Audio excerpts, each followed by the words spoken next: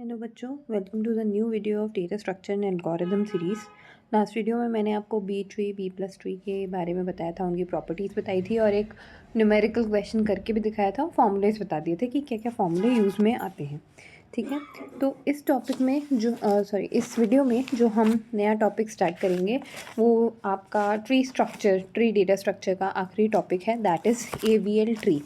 तो evil tree पढ़ने से पहले हम एक बार शुरू से ट्री डेटा स्ट्रक्चर में अब तक जो पढ़ा उसके बारे में बात करते हैं, ताकि आपको एविल ट्री क्या करेगा वो समझ में आए। सबसे पहले हमने पढ़ा था बाइनरी ट्री। बाइनरी ट्री कहता है एक आपके पास रूट नोड होगी और आपकी जो भी लिस्ट आपको गिवन है उसका जो भी फर्स्ट आइटम होगा वो क्या होगा, आपका रूट नोड। उसके बाद में आगे सारे एलिमेंट्स आप एक एक करके डालते जाएंगे, ठीक है, as child node of root node. फिर उसके वो पेरेंट नोड की तरह काम करेंगे, आगे उनके भी चाइल्ड नोड होंगे। और सारे एलिमेंट्स जो आप डालेंगे वो किस ऑर्डर में डालेंगे कि हर एक पर्टिकुलर नोड के आगे 2 चाइल्ड नोड ही होनी चाहिए। ठीक है, तो इस तरीके से पहले आप लेफ़्ट चाइल्ड फिल करेंगे, फिर राइट चाइल्ड फिल करेंगे। तो ये नए नोड्स आ गए आपके। अब ये इसके भी आपको नए नोड बनाने, तो पहले लेफ़्ट चाइल्ड फिल किया, फिर राइट चाइल्ड फिल किया। फिर उसके बाद नया एलिमेंट आया तो इसका पहले लेफ़्ट चाइल्ड फिल किया, फिर राइट चाइल्ड फिल किया। मान लो फिर कोई नया एलिमेंट आ गया तो इसका पहले लेफ़्ट चाइल्ड फिल किया, फिर राइट चाइल्ड फिल किया, फिर लेफ़्ट चाइल्ड फिल किया। तो ऐसे आप एलिमेंट्स को इंसर्ट करते थे इन बाइनरी ट्री स्ट्रक्चर। लेकिन बाइनरी ट्री स्ट्रक्चर के अंदर हमने एक प्रॉब्लम देखी। वो प्रॉब्लम ये थी कि जब हम एलिमेंट को सर्च करने जाते थे तो एलिमेंट को सर्च करना बहुत ज़्यादा डिफ़िकल्ट हो गया था। वहाँ पे टाइम बहुत ज़्यादा लगता था। डिफ़िकल्ट तो नहीं कहेंगे, लेकिन हाँ, टाइम बहुत ज़्यादा लगता था अगर ट्री स्ट्रक्चर बहुत बड़ा है।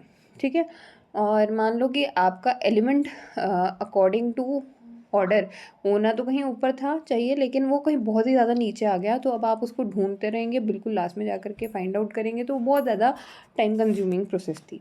ठीक है, इस टाइम कंज्यूमिंग प्रोसेस को कम करने के लिए और थोड़ा सा सर्चिंग प्रोसेस को ईजी करने के लिए हमने नया कंसेप्ट ढूंढा था, that is the binary search tree. जो क्या कहता था, आपकी लिस्ट के पहले एलिमेंट को तो आप क्या कर दो, रूट नोड बना दो। ठीक है, उसके बाद में ये एक्स है सपोज। अब इसके बाद में क्या कहता था, जो भी एलिमेंट एक्स से छोटा है, अब जो भी एलिमेंट आएगा अगर वो जो भी एलिमेंट आ रहा है वो अगर आपके एक्स से छोटा है तो वो कहाँ जाएगा, उसके लेफ्ट सब चाइल्ड में। और अगर आने वाला एलिमेंट आपका एक्स से बड़ा है, ठीक है, एक्स से बड़ा है आपका आने वाला एलिमेंट, तो वो कहाँ जाएगा, उसके राइट चाइल्ड में। जैसे फॉर एग्जांपल अगर मैं बात करूँ, मैंने लिस्ट ली, जैसे सबसे पहले मेरा लिस्ट में एलिमेंट था 10, तो मैंने यहाँ डाल दिया। इसके बाद आया मेरा 25, तो 25 कहाँ जाएगा, 10 से बड़ा है तो उसकी राइट चाइल्ड बन जाएगा। इसके बाद था सपोज 9, ठीक है, तो 9 क्या है, 10 से छोटा, तो उसके लेफ्ट सब चाइल्ड में। फिर आया मेरे पास 52, तो वो क्या हुआ, 10 से बड़ा था इसलिए उसके राइट में जाएगा। अब फिर उसके बाद इसको देखिए नोट 25, तो 25 से भी बड़ा था इसलिए क्या जाएगा, 25 के भी राइट में जाएगा। अब मान लो मुझे देखिए 23, तो क्या हुआ, 10 से बड़ा था उसके राइट में गया। फिर 25 दिखा, 25 से छोटा है तो उसके लेफ्ट में जाएगा। अब मुझे दिखा सपोज 11, तो 11 क्या हुआ, 10 से बड़ा है राइट में गया, 25 से छोटा है उसके लेफ्ट में गया, 23 से भी छोटा है उसके भी लेफ्ट में गया। 5, तो 10 से ये छोटा है, 9 दिखा, 9 से भी छोटा सा, तो हमने क्या किया, उसके भी लेफ्ट में डाल दिया। अब मान लो इसके बाद में आया आपका 10.5 डालते हैं सपोज। अब 10.5 कैसा है, 10.5 9.5 डालते हैं। 9.5 कैसा है, 10 से तो छोटा है। फिर 9 आया, 9 से बड़ा है, तो वो उसके राइट में चला गया। तो इस तरीके से हम बाइनरी सर्च ट्री में आपके जो भी नंबर्स या लिस्ट थी उनको हम अरेंज करते जाते थे, डेटा को अरेंज करते थे। अगर आपका डेटा आइटम रूट नोड के आइटम से छोटा है तो वो उसके लेफ्ट सब ट्री में जाता था, अगर बड़ा है तो राइट सब ट्री में जाता था। यहाँ पर भी हमें लेकिन एक प्रॉब्लम फेस करनी पड़ी। प्रॉब्लम कैसी थी, मान लो पर चांस जो आपकी लिस्ट आई, ठीक है, वो arranged he I. Arrange in the sense कि या तो असेंडिंग ऑर्डर में आई या डिसेंडिंग ऑर्डर में आई। सपोज मैंने कहा असेंडिंग ऑर्डर में आई, जैसे इसने कहा डेटा है आपके 5, 8, 12, 15 और 17। तो अब क्या हुआ, सबसे पहले क्या आएगा, नोड 5। इसके बाद रूट नोड के बाद में अब नेक्स्ट एलिमेंट क्या है, 8, जो इससे बड़ा था तो ये राइट में जाएगा। फिर 12 5 से बड़ा है, फिर 8 से भी बड़ा है तो उसके भी कहाँ जाएगा, राइट में जाएगा। देन 15 5 से बड़ा है राइट में, फिर 8 आया, 8 से भी बड़ा है तो उसके राइट में, 12, 12 से भी बड़ा है तो उसके भी राइट में। फिर आया 17, 17 5 से बड़ा है राइट में, 8 से बड़ा है उसके राइट में, 12 से बड़ा है उसके भी राइट में, 15 से बड़ा है उसके भी राइट में। अब जब हमने ये स्ट्रक्चर देखा तो क्या ये हमें बाइनरी ट्री जैसा स्ट्रक्चर दिख रहा है? हम बोल क्या रहे हैं, binary search tree. Binary tree जैसा ही फॉर्मेशन होना चाहिए कि मतलब एक नोड के आगे 2 जॉइंट नोड होने चाहिए। लेकिन अगर हम ये स्ट्रक्चर देखें तो ये हमें कैसा दिख रहा है, बिल्कुल भी बाइनरी ट्री वाला लुक नहीं दे रहा है। इंस्टेड ऑफ दैट हमें ऐसा फील दे रहा है जैसे हम एक लिंक लिस्ट के बारे में पढ़ रहे हैं। लिंक लिस्ट जैसा एक स्ट्रक्चर दिख रहा है। तो ऐसे ट्री को हम कहते हैं अनबैलेंस्ड बाइनरी सर्च ट्री। ठीक है, अनबैलेंस्ड बाइनरी सर्च ट्री। अब ऐसे ट्रीज़ को हमें क्या करना पड़ता है, बैलेंस करना पड़ता है और उसे बाइनरी सर्च ट्री के फॉर्मेट में लाना पड़ता है। तो और इसी बैलेंसिंग को हम बैलेंस्ड जो मतलब ट्री करते हैं, ट्री की बैलेंसिंग करते हैं, उसको क्या कहते हैं, AVL ट्री।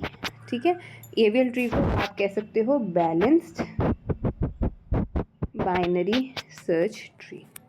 ठीक है, अब बात करते हैं AVL ट्री के बारे में। तो AVL ट्री में क्या होता है, सबसे पहली और इम्पॉर्टेंट चीज़ है कि हमें यहाँ पे बैलेंस फैक्टर निकालना पड़ता है। बैलेंस फैक्टर निकालते हैं। अब बैलेंस फैक्टर क्या है, सपोज यहाँ आपका एक ट्री स्ट्रक्चर है। बैलेंस फैक्टर क्या कहता है, balance factor is equal to height of left sub tree minus height of right sub tree. ठीक है, और ये जो बैलेंसिंग फैक्टर है, ये बैलेंसिंग फैक्टर हर एक नोड का निकलता है और हमेशा कहाँ से चालू करते हैं, नीचे से चालू करते हैं या लास्ट इंसर्टेड जो भी नोड है उससे चालू करते हैं। तो हम क्या करते हैं, हमने सपोज ये लास्ट नोड की थी इंसर्ट, तो हम इसका बैलेंस फैक्टर निकालते हैं। अब इसके कोई लेफ्ट सब ट्री नहीं है तो क्या होगा, 0। राइट सब ट्री भी नहीं है तो -0, तो इसका बैलेंसिंग फैक्टर क्या आया, 0। एक और चीज़, जो अलाउड वैल्यूज़ हैं, allowed values of balancing factor वो कौन कौन सी हैं, एक है -1, 0 और +1। इन 3 वैल्यूज़ के अलावा अगर और कोई भी वैल्यू आती है बैलेंस फैक्टर की, तो वो आपका ट्री माना जाता है कि अनबैलेंस्ड है। अगर हर एक नोड की -1, 0, 1 इस रेंज के अंदर लाई कर रही है वैल्यू बैलेंस फैक्टर की, तब तो ये मानेंगे कि ट्री बैलेंस्ड है। अगर ये नहीं आ रही है, इन तीनों के अलावा कोई और वैल्यू आ रही है, तो ये माना जाता है कि आपका ट्री अनबैलेंस्ड है। ठीक है, तो वापस इस पे आते हैं। बैलेंस फैक्टर इसका क्या है, 0। सिमिलर वे में यहाँ पे भी बैलेंस फैक्टर निकालें। लेफ्ट सब ट्री नहीं है, 0।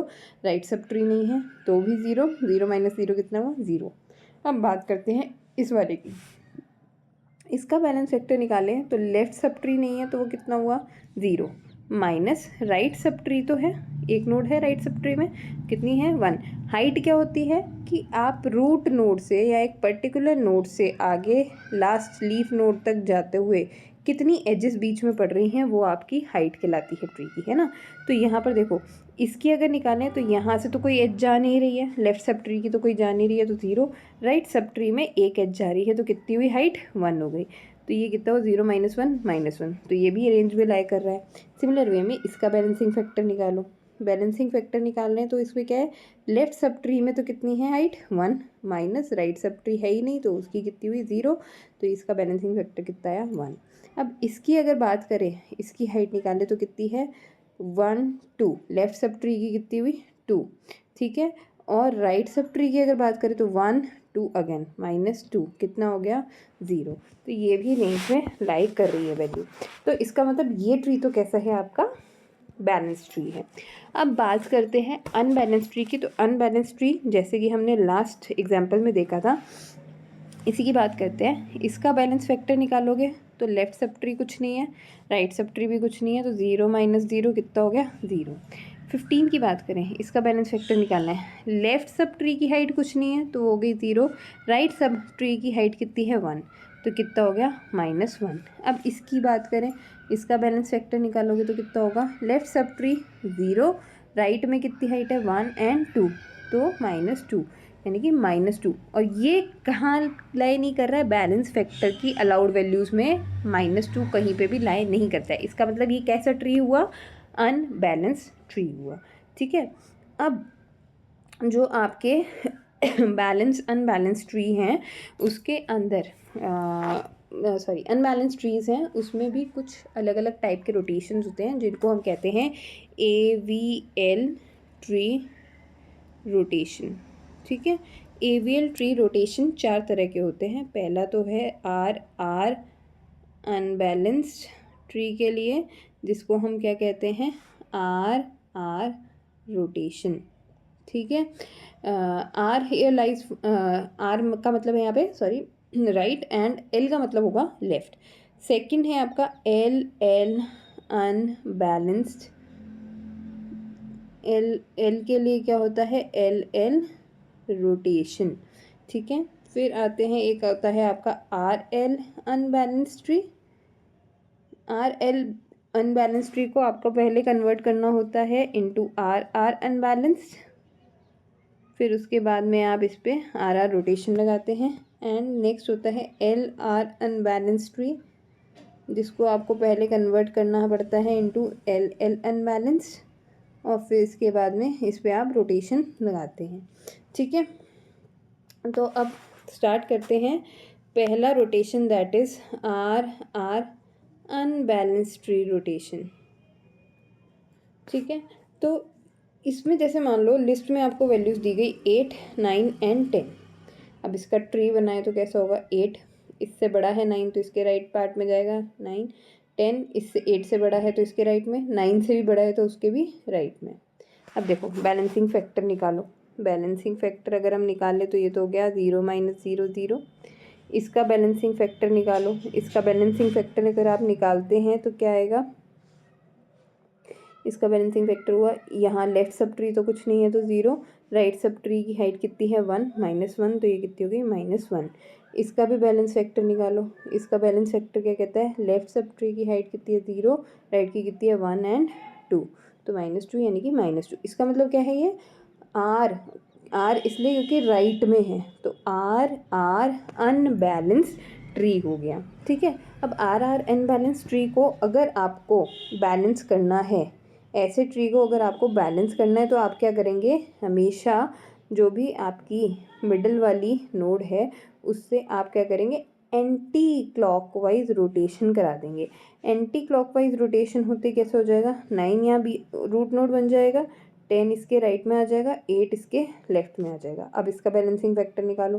बैलेंसिंग फैक्टर इसका कितना हो जाएगा 0, क्योंकि लेफ्ट में भी कुछ नहीं है राइट में भी कुछ नहीं है। इसका भी बैलेंसिंग फैक्टर कितना हो जाएगा 0, इसके भी लेफ्ट सब ट्री में कुछ नहीं है, राइट सब ट्री में कुछ नहीं है। इसका बैलेंसिंग फैक्टर भी कितना हो जाएगा 0, क्यों, क्योंकि लेफ्ट सब ट्री की हाइट कितनी है 1, राइट सब ट्री की हाइट कितनी है 1, 1 - 1 कितना हो गया आपका 0 हो गया। ठीक है, तो ये तो है आपका आर अनबैलेंसिंग। इसके बाद में आती है आपकी second is RL unbalancing.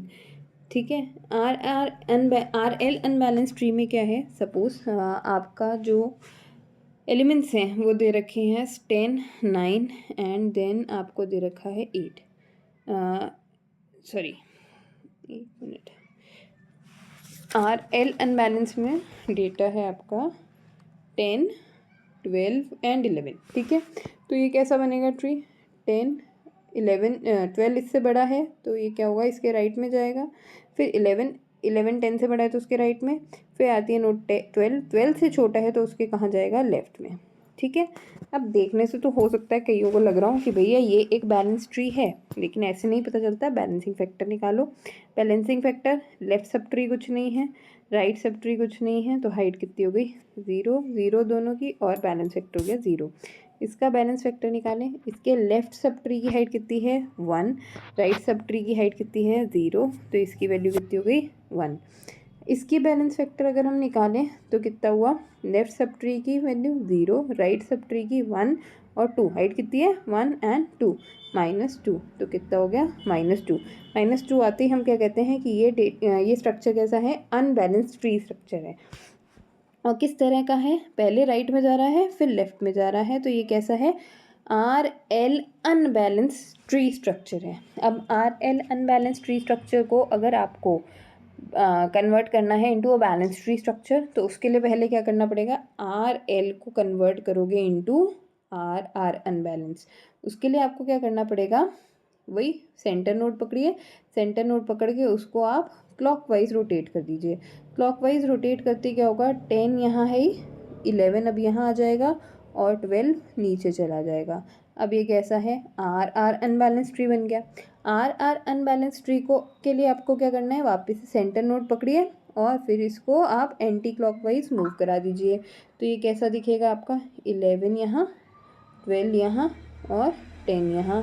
Balancing factor निकाल लो, इसका लेफ्ट सब ट्री की हाइट 0, राइट की 0, तो इसका 0 - 0 0। इसका भी लेफ्ट सब ट्री की हाइट 0, राइट की 0, तो 0 - 0 कितना हुआ, 0। इसका balancing factor left sub tree की हाइट 1, राइट सब ट्री की हाइट 1, 1 - 1 कितना हो गया, 0। तो इससे क्या दिखा हमें कि आर एल अनबैलेंस के अंदर ये हमने इसको कन्वर्ट कर दिया into a balance tree structure. ठीक है। थर्ड आता है अब आपका L L unbalanced tree structure. L L unbalanced tree structure. अब उसको कैसे कन्वर्ट करेंगे, फॉर एग्जांपल आपके पास एलिमेंट्स है 10, 9 एंड 8। ठीक है, 10, 9, 8 को अगर आप बनाते तो कैसे बनेगा, 10 से छोटा है 9 तो उसके लेफ्ट पार्ट में जाएगा, 9 आ गया। अब 8 10 से छोटा है तो उसके लेफ्ट में, 9 से भी छोटा है तो उसके भी लेफ्ट पार्ट में। अब कैसा दिख रहा है, लेफ्ट और लेफ्ट। बैलेंसिंग फैक्टर भी निकाल लो, इसका बैलेंसिंग फैक्टर आएगा 0, left sub tree right sub tree दोनों की हाइट 0 है। ठीक है, इसके लेफ्ट इसकी बैलेंस फैक्टर निकालोगे तो इसमें क्या है, लेफ्ट सब ट्री की हाइट 1 है और राइट सब ट्री की 0 है, तो कितना हो गया, 1 हो गया। सिमिलर वे में इसका बैलेंस फैक्टर निकालो तो लेफ्ट सब ट्री की हाइट कितनी है, 1 एंड 2, 2 हो गई, माइनस राइट सब ट्री की 0 यानी कि 2। 2 आते ही क्या कहेंगे हम कि ये अनबैलेंस ट्री स्ट्रक्चर है। अब इसको आपको कन्वर्ट करना है into a balance tree structure. तो जब भी एल एल अनबैलेंस की बात करते हैं वही आपको सेंटर नोड पकड़नी है, लेकिन इस बार कैसा मूवमेंट होगा, क्लॉकवाइज। तो क्लॉकवाइज करते ही आप कैसा ट्री बन जाएगा, अब आपका यहाँ आ जाएगा 9 आपकी सेंटर नोड, 10 क्लॉकवाइज मूव कर गया तो यहाँ पे आ गया 10 और यहाँ पे आ गया आपका 8। बैलेंस फैक्टर निकालो, बैलेंस फैक्टर इसका आ गया 0, इसका भी बैलेंस फैक्टर आ गया 0, इसका भी बैलेंस फैक्टर आ गया 0। जब सबका 0 है, रेंज में लाई कर रहा है, इसका मतलब आपका एल एल अनबैलेंस ट्री भी क्या हो गया, कन्वर्ट हो गया into a balance tree. Next आता है आपका last one, that is L R unbalance tree. L R unbalance tree क्या कहता है, डेटा एलिमेंट्स है आपके कुछ इस तरह से 12, 10 एंड 11। ठीक है, तो सबसे पहले 12 आया होगा, 12 से 10 छोटा है उसके लेफ्ट में गया होगा, एंड फिर 11 12 से छोटा है उसके लेफ्ट में, पर 10 से बड़ा है तो उसके राइट में गया होगा। अब बैलेंस फैक्टर निकालो, बैलेंस फैक्टर इसका तो आया 0 - 0 0। इसका बैलेंस फैक्टर कितना आया होगा, इसका बैलेंस फैक्टर आएगा 0 - 1, कितना हो गया, -1। इसका बैलेंस फैक्टर 1 2, तो ये कितना हुआ 2 माइनस, यहाँ पर कुछ भी नहीं है 0 यानी कि 2 आते ही मतलब ये अनबैलेंस्ड है। और अनबैलेंस कैसा है, पहले लेफ्ट में गया है फिर राइट में गया है। अब एल आर को अगर आपको बैलेंस करना है उसके लिए पहले इसको कन्वर्ट करना पड़ेगा into L L. L R को पहले किस में कन्वर्ट करना पड़ता है, एल एल अनबैलेंस में। एल एल अनबैलेंस के लिए क्या हुआ, वही सेंटर नोड पकड़ेंगे, उसके बाद क्या करेंगे, इसको आप कौन सी डायरेक्शन में घुमाएंगे, एंटी क्लॉकवाइज डायरेक्शन में। एंटी क्लॉकवाइज घुमाते ही क्या होगा, यहाँ आ जाएगा 12, सॉरी यहाँ आ जाएगा आपका 10, सॉरी 1 मिनट। अब 11 बीच में आएगा यहाँ पे। ठीक है, तो सबसे पहले क्या आया आपका 12 एज इट इज़, और यहाँ पे आपका फिर आ जाएगा 11, इसकी जगह पे 11 आ जाएगा और 10 इसकी जगह पे चला जाएगा। अब ये कैसे बैलेंस अनबैलेंस्ड है, एल एल अनबैलेंस्ड है। एल एल अनबैलेंस के लिए हमने क्या पढ़ा था, सेंटर नोड से आप कहाँ घुमा दीजिए, इसको क्लॉकवाइज डायरेक्शन में घुमा दीजिए तो कैसा हो जाएगा, सबसे पहले 11, यहाँ पर 10 और यहाँ पर आ जाएगी आपकी नोट 12। बैलेंस फैक्टर निकाल लो, कितना हुआ 0, इसका भी बैलेंस फैक्टर कितना हुआ 0, इसका भी बैलेंस फैक्टर कितना हुआ 0। तो ये इस तरीके से आप कन्वर्ट करते हैं आपके एल आर को पहले एल एल में और एल एल को फिर आप बाद में एक बैलेंस ट्री के अंदर कन्वर्ट कर सकते हैं।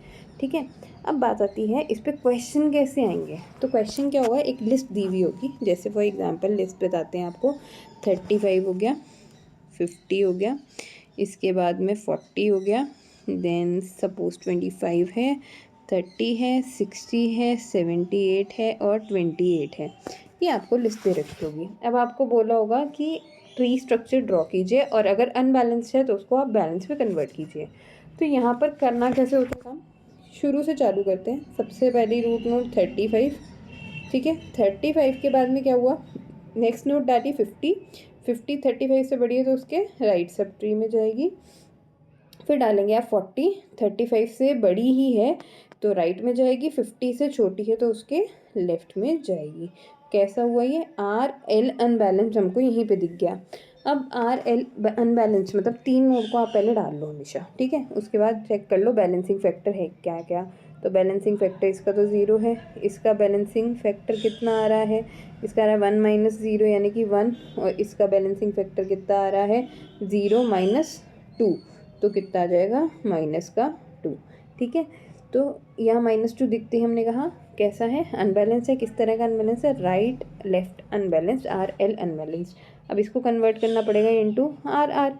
आर आर में कन्वर्ट करने के लिए हमने क्या कहा था, सेंटर नोड पकड़िए, सेंटर नोड पकड़ के कैसे घुमा दीजिए, एंटी क्लॉकवाइज, मतलब इसको यहाँ पर ले आइए। तो अब कैसे हो जाएगा 35, फिर 40 एंड देन आ जाएगा आपका 50। ठीक है, अब इसका वापस बैलेंस फैक्टर निकालो। तो बैलेंस फैक्टर इसका तो कितना आया 0, इसका बैलेंस फैक्टर कितना हुआ 0 माइनस 1 मतलब -1, और इसका बैलेंस फैक्टर कितना हुआ 0 माइनस 2 यानी कि -2। ठीक है, तो ये तो हो गई आपकी अनबैलेंसिंग, इसकी R L to R R की अनबैलेंसिंग में कन्वर्ट कर दिया। अब इसके बाद क्या है, इसको बैलेंस करना है, आर आर को बैलेंस करेंगे तो कैसे करेंगे, वही सेंटर नोड आप पकड़ेंगे, सेंटर नोड पकड़ के अब आप क्या करेंगे, इसको क्लॉकवाइज एंटी क्लॉकवाइज रोटेट करा देंगे। एंटी क्लॉकवाइज रोटेट होती है तो क्या होगा, 40 यहाँ सेंटर में आ गया, 35 इसके लेफ्ट में चला गया एंड 50 इसके राइट में चला गया। ठीक है, अब बैलेंसिंग फैक्टर निकालो। इसका बैलेंसिंग फैक्टर कितना आया 0, इसका बैलेंसिंग फैक्टर कितना आया 0, इसका बैलेंसिंग फैक्टर भी कितना आ गया 0। ठीक है, तो ये हमारा इतना सा तो भी बैलेंस्ड हो गया है। अब हमने क्या बनाया, सबसे पहले रखा 40, इधर हमने रखा इसका 35 और इधर रखा हमने 50। ये हमने इतना सा बैलेंस किया था ट्री स्ट्रक्चर। ठीक है, अब इस बैलेंस ट्री स्ट्रक्चर में अगर आप देखो, वैल्यूज़ वापस से लिख देती हूँ, 35, 50, 40, एक मिनट,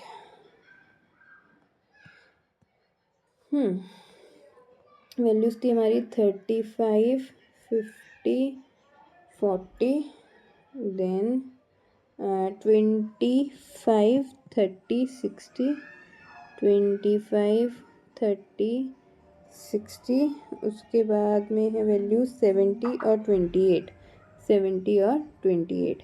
अब ये जैसे बैलेंस हुआ, अब नेक्स्ट एलिमेंट डालो, नेक्स्ट एलिमेंट यहाँ तक के हो गए। अब नेक्स्ट एलिमेंट है 25, 25 को डालोगे, 40 से छोटा है लेफ्ट पार्ट में, 35 से भी छोटा है तो उसके भी लेफ्ट सब पार्ट में। अब वापस बैलेंसिंग फैक्टर निकाल लो, जैसे ही एक नोड ऐड की बैलेंसिंग फैक्टर निकालो, 0 माइनस 0 कितना हुआ 0, इसका बैलेंसिंग फैक्टर निकालोगे तो इसकी हाइट लेफ्ट सब ट्री की 1, राइट की 0, तो कितना हो गया 1 माइनस 0 1। ठीक है, इसका भी बैलेंस फैक्टर निकाल लो, इसका भी कितना आएगा 0 माइनस 0 0, इसका बैलेंस फैक्टर निकालोगे तो कितना आएगा 2, तो ये हो गई लेफ्ट सब ट्री की, -1 राइट सब ट्री की, 2 माइनस 1 कितना हो गया 1। तो मतलब ये अभी तक हमारा बैलेंस ट्री है। अब इसके बाद क्या करोगे, इसके बाद में जैसे ही ये बनाया तो अब आपने क्या किया, नेक्स्ट नोड को ऐड करना है। नेक्स्ट नोड क्या है आपकी, नेक्स्ट नोड है हमारी 30 को ऐड करोगे, 40 से छोटी है उसके लेफ्ट पार्ट में, 35 से भी छोटी है तो उसके भी लेफ्ट पार्ट में, 25 से बड़ी है तो उसके क्या हुआ राइट सब पार्ट में। अब देखो क्या ये हमें एल आर जैसा दिख रहा है, फिर भी बैलेंसिंग फैक्टर निकालते हैं। बैलेंसिंग फैक्टर कितना हुआ 0 माइनस 0 0, इसका बैलेंसिंग फैक्टर कितना हुआ यहाँ पे 0 -1 मतलब -1, इसका बैलेंसिंग फैक्टर कितना हुआ 1 2, लेफ्ट सब ट्री की हाइट होगी 2 माइनस राइट की 0, तो कितना हो गया 2। मतलब है तो सही है अनबैलेंस्ड, और कैसा है एल आर अनबैलेंस्ड है। अब एल आर अनबैलेंस को कन्वर्ट करने के लिए हमें क्या करना पड़ेगा, इससे पहले चेंज करना पड़ेगा इनटू एल एल। ठीक है, सो या अब इसको पहले चेंज करो इनटू एल एल अनबैलेंस। तो एल एल अनबैलेंस करने के लिए क्या करना पड़ेगा, सबसे पहले वही 40 एज इट इज़, ठीक है, यहाँ पे 35 एज इट इज़ और 50 एज इट इज़। कैसा रोटेशन करेंगे, रोटेशन करेंगे हम पहले एंटी क्लॉकवाइज। एंटी क्लॉकवाइज मतलब 25 यहाँ आ जाए 30 यहाँ आ जाए, तो यहाँ क्या हुआ 30 आ गया, यहाँ पे क्या आ गया 25 आ गया। अब कैसा हो गया ये एल एल अनबैलेंस हो गया। एल एल अनबैलेंस को जब बैलेंस करना होता है तो हम क्या करते हैं, मूवमेंट फ्रॉम क्लॉकवाइज, सेंटर से पकड़ो और क्लॉकवाइज घुमा दो। तो अब ये कैसा हो जाएगा 40, यहाँ पर आ जाएगा आपका 30, ठीक है, यहाँ आ जाएगा आपका 50, यहाँ आ जाएगा आपका 25 और यहाँ आ जाएगा आपका 35। बैलेंसिंग फैक्टर निकालिए, बैलेंसिंग फैक्टर हो गया 0, इसका बैलेंसिंग फैक्टर 0, इसका भी बैलेंसिंग फैक्टर क्या होगा 0। इसका बैलेंसिंग फैक्टर निकालो तो लेफ्ट सब ट्री की हाइट 1, राइट सब ट्री की हाइट 1, 1 माइनस 1 कितना हुआ 0। इसका बैलेंसिंग फैक्टर निकालोगे तो इसके भी क्या आएगा 0, लेफ्ट सब ट्री भी नहीं है राइट भी नहीं है। इसका बैलेंसिंग फैक्टर निकालिए तो क्या आएगी, हाइट इसकी 1 एंड 2 और इसकी राइट सब ट्री की हाइट 1, तो 2 माइनस 1 कितना हो गया 1। इसका मतलब ये कैसा है, एक बैलेंस्ड ट्री हो गया हमारा अभी फ़िलहाल के लिए। ठीक है, अब एक बार के लिए हम क्या करते हैं, इसको वापस से बनाती हूँ, 1 मिनट दो। 40 30 25, 40 30, देन कम्स योर 25, यहाँ था हमारा 35 और यहाँ पे था हमारा 50। ठीक है, एलिमेंट्स क्या क्या थे, 35 50 40 25, 35 50 45 25, फिर है आपके 30 60 70 28, 30 60 78 और 28। ठीक है, अब इसके बाद क्या हुआ, ये हमने कहाँ तक कवर कर लिए, यहाँ तक के सारे एलिमेंट्स कवर कर लिए। नेक्स्ट एलिमेंट डालिए 60। अब 60 जैसे ही डालेंगे तो 60 क्या है, 40 से बड़ा है उसके राइट में जाएगा, 50 से भी बड़ा है तो उसके भी राइट में जाएगा। बैलेंस फैक्टर निकालो, बैलेंस फैक्टर इसका सबसे पहले इसका निकालेंगे, इसका 0, इसका बैलेंस फैक्टर अगेन 0, इसका भी बैलेंस फैक्टर कितना है 0, इसका बैलेंस फैक्टर भी कितना है 0, बैलेंस फैक्टर इसका कितना हुआ 0 माइनस 1 तब माइनस 1, इसका बैलेंस फैक्टर कितना हुआ 1 2, लेफ्ट सब ट्री की हाइट 2, राइट सब ट्री की हाइट 2, मतलब 2 माइनस 2 0। ये अभी तक बैलेंस है, बैलेंस है। तो अब क्या करें, हम नई नोड को डाल दें। ठीक है, नई नोड को डालते हैं अभी। नेक्स्ट नोड है आपकी 78। ठीक, तो 78 को इंसर्ट करेंगे। 78 कहाँ जाएगा, 40 के राइट में, फिर 50 आया 50 के भी राइट में, फिर 60 आया 60 के भी राइट में, 78 यहाँ आ गया। अब यहाँ आते ही हमें दिख रहा है कि ये कैसा है, आर आर अनबैलेंस्ड है। यहाँ इसका बैलेंसिंग फैक्टर आएगा 0। ठीक है, इसका बैलेंसिंग फैक्टर कितना आएगा 0 माइनस 1 माइनस 1, इसका बैलेंसिंग फैक्टर कितना आ जाएगा 0 माइनस 2 माइनस 2 माइनस 2 है, मतलब इसकी क्या है अनबैलेंसिंग है यहाँ पे। और कैसी अनबैलेंसिंग है, आर आर है।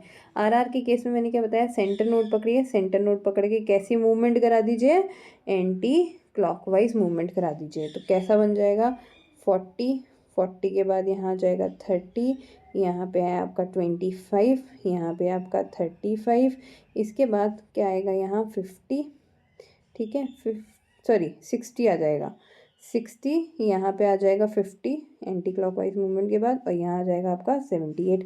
वापस बैलेंसिंग फैक्टर निकालो, कितना आया 0, इसका बैलेंसिंग फैक्टर कितना है 0, इसका बैलेंसिंग फैक्टर 0, इसका बैलेंसिंग फैक्टर 0, इसका बैलेंसिंग फैक्टर भी 0, इसका बैलेंसिंग फैक्टर भी 0 और इसका बैलेंसिंग फैक्टर भी 0 आएगा।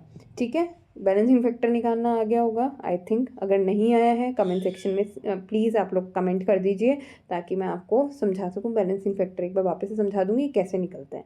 ठीक है, तो यहाँ पर देखो अभी तक भी हमें क्या है, ट्री कैसा दिख रहा है, हमारा बैलेंस दिख रहा है। अभी हमारा बैलेंस ट्री बन चुका है, ठीक। इसके बाद एक लास्ट एलिमेंट और बचा है, दैट इज़ 28। 28 को और इंसर्ट करते हैं।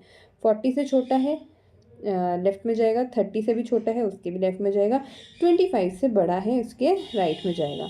वापस बैलेंस वेक्टर निकालिए, इसका कितना हुआ 0, इसका बैलेंस वेक्टर कितना होगा 0 -1 मतलब कि -1, इसका बैलेंसिंग फैक्टर 0, इसका बैलेंसिंग फैक्टर 1 2, 2 - 1 कितना हो गया 1, इसका बैलेंसिंग फैक्टर कितना हो 1 2 3, 3 - 1 2 कितना हुआ 3 - 2 1 हो गया। इसका बैलेंसिंग फैक्टर 0, इसका बैलेंसिंग फैक्टर 0, इसका बैलेंसिंग फैक्टर 0। हमारा जितने एलिमेंट्स हैं सब हमने ट्री में डाल दिए हैं और ट्री कैसा आ रहा है, बैलेंस ट्री जैसा आ रहा है, यानी कि ये हमारा क्या है, एवीएल ट्री। तो इसी तरह के क्वेश्चन आते हैं बच्चों एवीएल ट्री पे। आपको एक लिस्ट दे दी जाएगी, उस लिस्ट को आपको क्या है, उस लिस्ट से आपको एक ट्री स्ट्रक्चर बनाना होगा। अगर वो ट्री स्ट्रक्चर अनबैलेंस्ड आ रहा है तो आपको उसे बैलेंस करना होगा, एवीएल ट्री में कन्वर्ट करना होगा, ठीक है। कैसे करना है वो मैं समझा चुकी हूँ। अगर आपको समझ में नहीं आया फिर भी तो प्लीज़ कमेंट सेक्शन में कमेंट करके बताइएगा। मैं इसके ऊपर वापस से एक वीडियो बना दूँगी या शॉर्ट वीडियो बना दूँगी, या फिर यूट्यूब शॉर्ट्स में भी डाल सकते हैं, ठीक है। तो इसे पढ़िएगा, समझने की कोशिश कीजिएगा। आई होप आपको वीडियो पसंद आई हो। नेक्स्ट वीडियो में हम ग्राफ कंटिन्यू करेंगे, ग्राफ डेटा स्ट्रक्चर जो कि बिल्कुल नई यूनिट है। तो तब तक के लिए थैंक यू सो मच।